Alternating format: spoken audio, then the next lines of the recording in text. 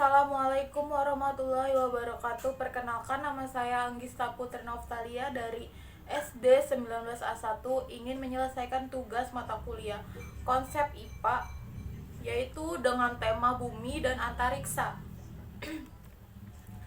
Konsep rotasi, revolusi, dan pengaruhnya terhadap lingkungan.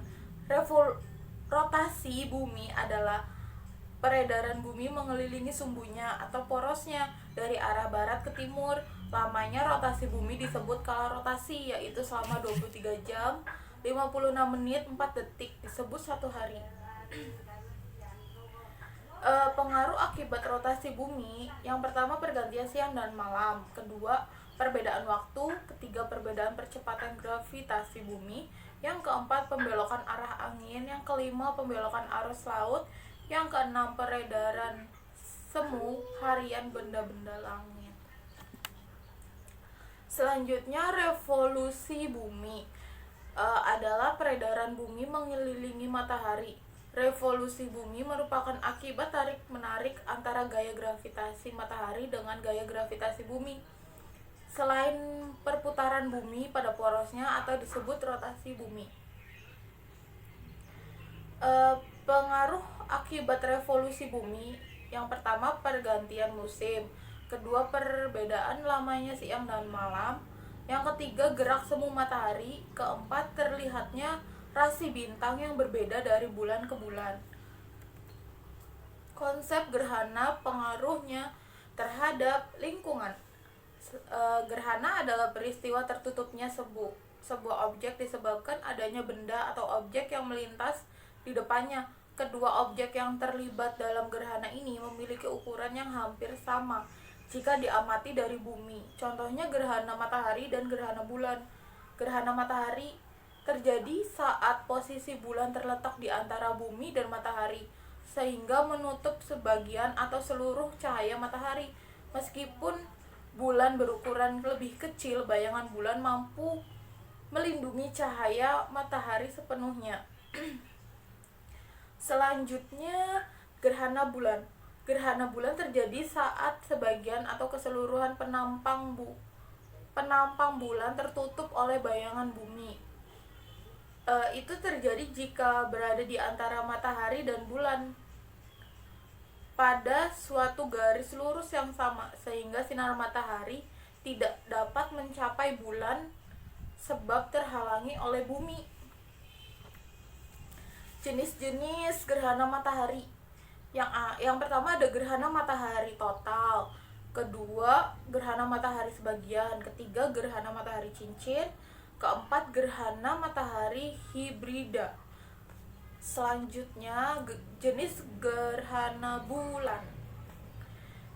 Gerhana bulan yang pertama itu gerhana bulan total; kedua, gerhana bulan sebagian; yang ketiga, gerhana bulan penumbra. Selanjutnya, dampak yang terjadi apabila terjadinya gerhana bulan, yaitu yang pertama, mempengaruhi gravitasi bumi; yang kedua, bisa merusak mata; yang ketiga, berdampak pada sistem tenaga listrik. Selanjutnya, dampak positif terjadinya gerhana bulan. Yang pertama, tidak berbahaya bagi mata; kedua, tidak berbahaya bagi ibu hamil; yang ketiga, meningkatkan mood; yang keempat, menguatkan iman; kelima, memberi pengetahuan pada manusia. Selanjutnya, dampak negatif terjadinya gerhana bulan. Yang pertama, terjadi pasang surut air laut. Selanjutnya, terganggunya kehidupan makhluk hidup. Yang ketiga, cuaca yang begitu ekstrim. Keempat, memicu gempa bumi. Kelima, malam menjadi lebih gelap. Mengenal komponen-komponen alam semesta dan tata surya. Komponen alam semesta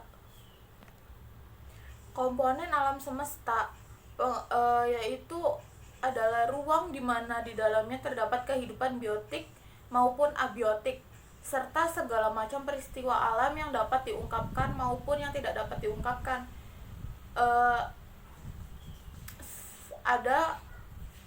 Ada dua, yaitu alam semesta mencakup makrokosmos dan mikrokosmos. Makrokosmos adalah benda-benda yang memiliki ukuran yang besar, sedangkan mikrokosmos adalah benda-benda yang berukuran kecil. Yang pertama, mikrokosmos. Atom adalah satuan dasar materi yang terdiri dari atas inti atom serta awan elektron bermuatan negatif yang mengelilinginya. Kedua, makrokosmos, yaitu ada nova atau supernova. Nova berasal dari kata nova stella yang berarti bintang biru. Selanjutnya, lubang hitam, black hole, dan lubang putih, white hole.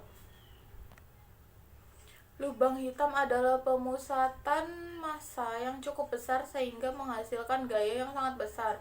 Gaya gravitasi yang sangat besar ini mencegah apapun yang lolos darinya kecuali melalui pintu terowongan kuantum. Lubang hitam dapat memiliki ukuran apapun, mikroskopiska sampai ke ukuran alam raya yang dapat diamati. Selanjutnya, galaksi. Galaksi adalah sebuah sistem yang terikat oleh gaya gravitasi yang terdiri atas bintang dengan segala bentuk manifestasinya, antara lain bintang, neutron, dan lubang bintang. Selanjutnya, tata surya. Tata surya adalah sistem antariksa yang saling terikat gravitasi di mana terdapat matahari dan benda-benda langit yang mengitarinya secara langsung maupun tidak langsung. Susunan tata surya.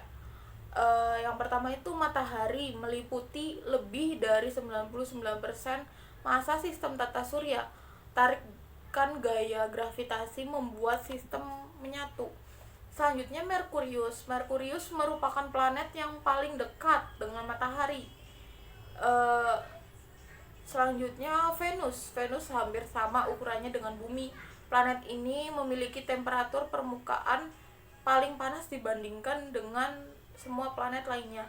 Selanjutnya, Bumi. Bumi adalah satu-satunya planet yang memiliki air dalam bentuk cair dan satu-satunya planet yang memiliki kehidupan.